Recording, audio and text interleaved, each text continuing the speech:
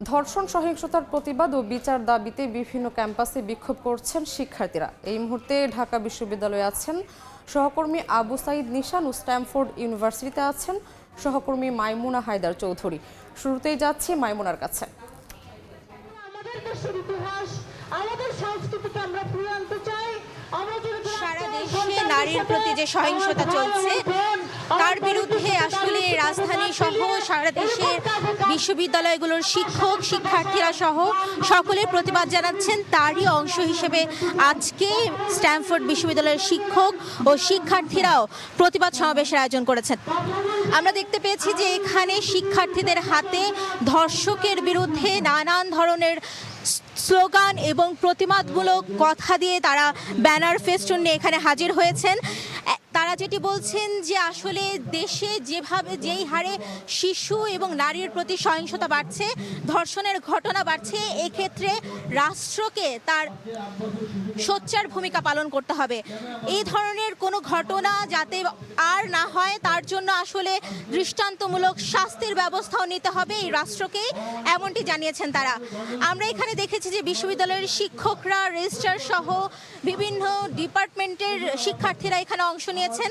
আমরা শিক্ষার্থী এবং শিক্ষক সহ এখানে যারা বিশ্ববিদ্যালয়ের কর্মচারী রয়েছেন তারাও এই ধরনের সকল সহিংসতার বিরুদ্ধে প্রতিবাদ জানিয়ে এখানে জড়ো হয়েছেন।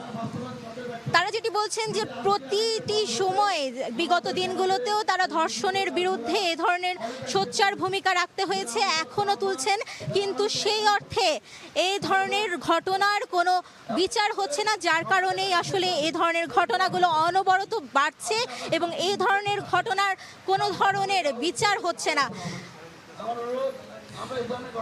এখানে যেটি বলছেন যে আসলে বিশ্ববিদ্যালয়ের শিক্ষার্থীরা এবং শিক্ষকরা জানাচ্ছেন যে রাষ্ট্রকে আসলে এই রাষ্ট্রের সকল নারী এবং সকল নাগরিকের নিরাপত্তা নিশ্চিত করতে হবে। এখন আমরা চলে যাচ্ছি আমার সহকর্মীর কাছে।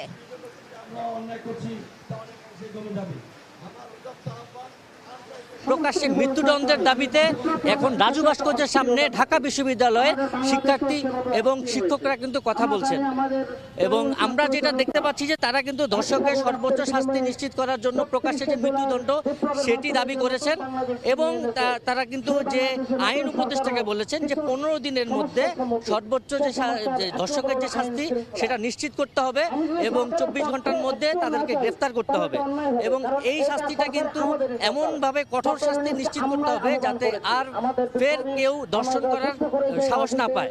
তো আমরা এখানে যে নিয়মিত যে ঘটনাগুলো দেখতে পাচ্ছি যে নারী নির্যাতন, ধর্ষণ, নিপীড়ন সারা দেশ জুড়ে যে ঘটছে সেই ঘটনাগুলোকে কেন্দ্র করে কিন্তু মানে ঢাকা বিশ্ববিদ্যালয় সবসময় সরব ছিল এবং সেইখান থেকে কিন্তু তারা শিক্ষক শিক্ষার্থীরা মিলে কিন্তু এখন রাজু ভাস্কর্যের সামনে অবস্থান কর্মসূচি ঘোষণা করছেন এবং তারা বলতে চাচ্ছেন যে প্রকাশ্যে যদি ধর্ষককে মৃত্যুদণ্ড না দেওয়া হয় তাহলে এই বিচারহীনতার জায়গা থেকে এই ধর্ষণের ঘটনাগুলো কিন্তু আরো বাড়তে থাকবে। তো আমরা আপনাদেরকে যেটা জানাতে চাই যে এই যে শিক্ষার্থীরা এবং শিক্ষকরা যে অবস্থান নিয়েছে তারা বলছেন যে এই নারী ধর্ষক এবং এই যে দেশব্যাপী যে খুন ছিনতাই এই ঘটনাগুলো বেড়ে যাচ্ছে এটা কিন্তু স্বরাষ্ট্র উপদেষ্টার গাফিলতি কথা তারা বলছেন এবং তারা কিন্তু বলছেন যদি তিনি এটা মানে আইন শৃঙ্খলা পরিস্থিতি যদি নিয়ন্ত্রণ করতে না পারেন তাহলে তিনি যেন পদত্যাগ করেন এবং আইন উপদেষ্টাকেও কিন্তু তারা বলছেন যে এই মুহূর্তে থেকেই এবং 24 ঘন্টার মধ্যে এবং যত দ্রুত সম্ভব ধর্ষকের সর্বোচ্চ শাস্তি নিশ্চিত করতে হবে। তা আমরা এখন এই রাজু ভাস্কর্যের সামনে থেকে যেটা বলছিলাম যে ধর্ষণ এবং নারী নির্যাতন, নিপীড়ন এবং সামাজিক যোগাযোগ মাধ্যমেও কিন্তু আমরা দেখতে পাচ্ছি যে নারীদের হয়রানি করা হচ্ছে এবং নানা রকম বুলিংয়ের শিকার হচ্ছেন এবং মাগুরায় যে ধর্ষণের ঘটনাগুলো আসছে সেই মাগুরার 8 বছরের যে শিশু সেই ধর্ষণের ঘটনাকে কেন্দ্র করে কিন্তু দেশব্যাপী যে উত্তাল অবস্থা সেটিও আমরা দেখতে পাচ্ছি।